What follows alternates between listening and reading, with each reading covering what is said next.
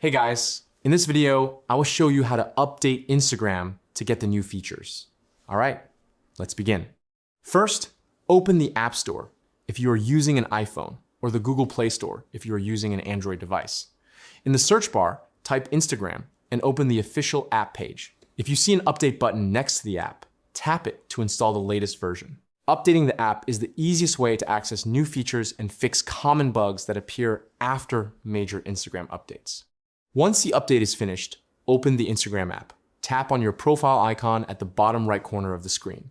Then tap the three-line menu icon in the top right corner to open the settings menu. In some versions of the app, you may see an option called Update Instagram.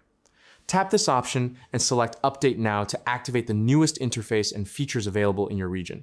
After completing the update, close the Instagram app completely and reopen it. This helps apply the changes correctly. When the app loads again, you may notice a new layout and navigation system. So that's basically how you can update Instagram to get the new features. That's it for this video. Thanks.